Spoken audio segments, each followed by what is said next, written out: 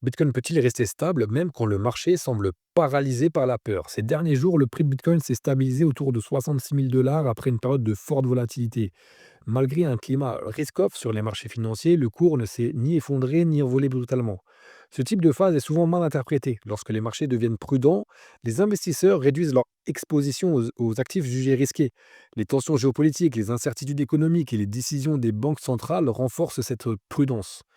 Cette stabilisation relative montre que Bitcoin entre progressivement dans une phase de maturité structurelle. Un marché qui ne s'effondre pas sous pression révèle une profondeur croissante. Il existe désormais davantage d'acteurs institutionnels, de fonds réguliers et de détenteurs de long terme. Cette diversité réduit l'impact des mouvements émotionnels extrêmes. La stabilité temporaire ne signifie pas absence de risque.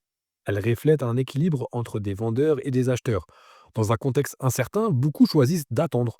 Cette attente crée des zones de consolidation, caractéristiques des marchés en transition.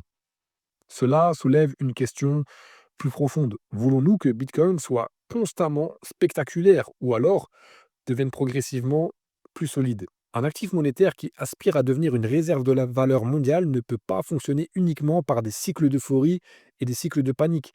La stabilité relative, même imparfaite, est un signe d'intégration progressive dans l'économie globale.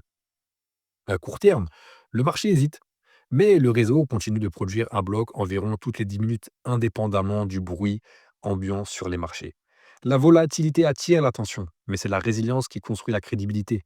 Ici, on parle d'actualité Bitcoin et c'est important d'être informé sur ce sujet au quotidien. Mais pour construire une véritable culture Bitcoin et comprendre son rôle pour nous en tant que musulmans, rien ne remplace les vidéos de fond. Et donc, si tu veux approfondir ces questions cruciales, je t'invite à venir consulter la chaîne pour y trouver des analyses longues et structurées. Je te retrouve là-bas. Salam.